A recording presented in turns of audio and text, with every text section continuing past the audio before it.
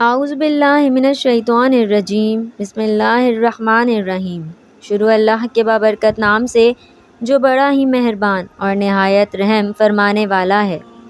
حضرت عمر فاروق رضی اللہ تعالی عنہ جب کسی کو گورنر بناتے تو ایک جماعت کو گواہ بناتے جو انصار اور کچھ لوگوں پر مشتمل ہوتی اور اس پر 4 شرطیں عائد کرتے۔ ترکی گھوڑے پر سوار نہیں ہوگا، باریک کپڑے نہیں پہنے گا، چھنے ہوئے آٹے کی روٹی یعنی سفید روٹی نہیں کھائے گا، لوگوں کے کاموں سے بچنے کے لیے اپنا دروازہ بند کر کے نہیں بیٹھے گا اور دربان مقرر نہیں کرے گا۔ ایک مرتبہ حضرت عمر فاروق رضی اللہ تعالی عنہ مسجد نبوی میں بیٹھے ہوئے تھے کہ اتنے میں ان کے پاس سے ایک آدمی کا گزر ہوا۔ وہ کہہ رہا تھا، اے عمر، تمہارے لیے جہنم کی آگ ہے۔ حضرت عمر رضی اللہ تعالی عنہ نے حاضرین سے فرمایا، اس آدمی کو میرے پاس لاؤ۔ جب وہ آیا تو آپ نے پوچھا، تم نے یہ بات کیوں کہی ہے؟ وہ کہنے لگا، آپ اپنے گورنروں کو مقرر کرتے وقت ان سے شرائط قبول تو کرواتے ہیں مگر ان کا محاسبہ نہیں کرتے کہ انہوں نے شرائط پوری کی ہیں یا نہیں۔ امیر المؤمنین نے پوچھا، بات کیا ہے؟ وہ کہنے لگا، مصر میں آپ کا جو حاکم ہے اس نے آپ کی شرائط کو فراموش کر کے ان باتوں کا ارتکاب کیا ہے جن سے آپ نے منع فرمایا ہے۔ اس کا اشارہ اس طرف تھا کہ مصر کے گورنر ایاز بن غنم رضی اللہ تعالی عنہ نے باریک لباس پہننا شروع کر دیا ہے۔ یہ شکایات سننے کے بعد امیر المؤمنین حضرت عمر رضی اللہ تعالی عنہ نے قبیلہ انصار کے 2 آدمیوں کو بغرض تفتیش مصر روانہ کیا اور ان سے فرمایا، تم دونوں مصر جاؤ اور حاکم کے متعلق وہاں کے لوگوں سے استفسار کرو۔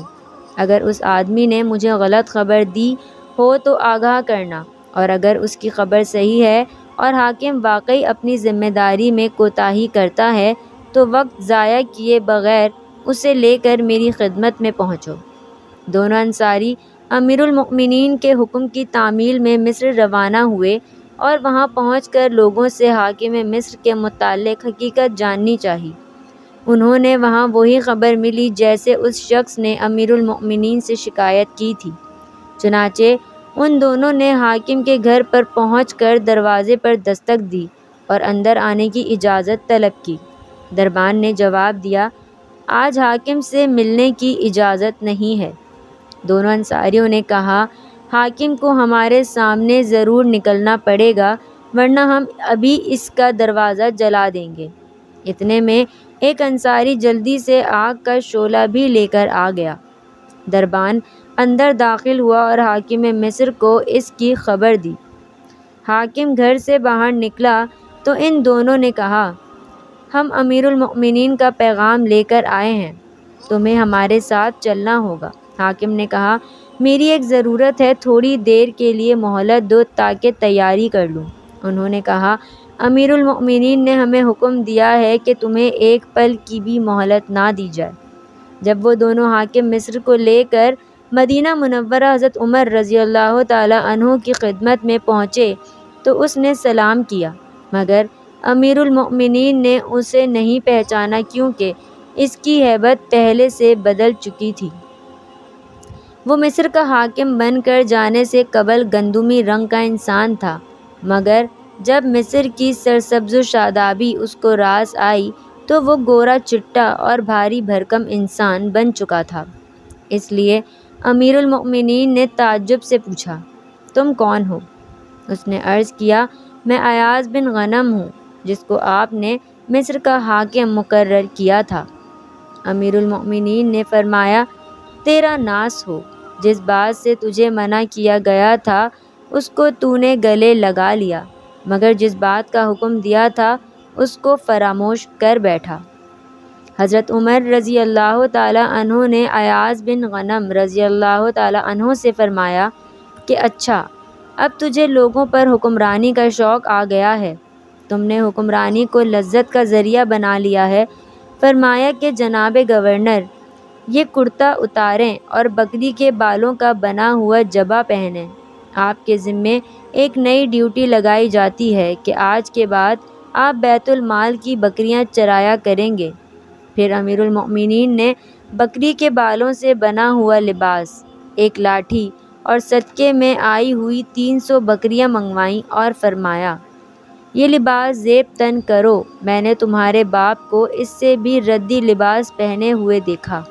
یہ لاٹھی اٹھاؤ جو تمہارے باپ کی لاٹھی سے کہیں بہتر ہے، اور فلاں چراغاں میں جا کر ان بکریوں کو چراؤ۔ اس وقت سخت گرمی کا زمانہ تھا۔ امیر المؤمنین نے مزید فرمایا، اور تم راہ گزرنے والوں کو ان بکریوں کا دودھ پینے سے مت روکو، صرف عمر کے گھر والوں کو روکنا، کیونکہ مجھے نہیں معلوم کہ عمر کے گھر والوں نے کبھی صدقے کی بکریوں کے دودھ یا گوشت میں سے کچھ استعمال کیا ہو۔ چنانچہ 6 مہینے تک ایاز بن غنم رضی اللہ تعالیٰ عنہ نے ننگے بدن پر بکری کے بالوں کا جبہ پہن کر بیت المال کی 300 بکریاں چرائیں۔ 6 مہینے گزرنے کے بعد حضرت عمر رضی اللہ تعالیٰ عنہ نے بلا کر پوچھا کہ جناب کچھ مزاج ٹھکانے آئے ہیں؟ اس نے کہا جی ہاں۔ پھر وہ فوراً زمین پر گر گیا اور کہنے لگا، اے امیر المؤمنین، یہ کام مجھ سے نہیں ہو سکتا، چاہے آپ میری گردن اڑا دیں۔ امیر المؤمنین نے فرمایا، اگر میں نے تمہیں گزشتہ منصب پر بحال کر دیا تو پھر تم کس طرح کے آدمی ہوگے؟ وہ کہنے لگا، اللہ کی قسم، اب اس کے بعد آپ کو وہی خبر پہنچے گی جو آپ پسند کریں گے۔ پھر امیر المؤمنین نے ایاز بن غنم رضی اللہ تعالیٰ عنہ کو ان کے سابقہ عہدے پر فائز کر دیا۔ چنانچہ اس کے بعد وہ مصر کا ایک مثالی حاکم ہو گیا اور اپنی ذمہ داریاں خوف و تقوی اور اخلاص و لحاظت کے ساتھ انجام دینے لگا۔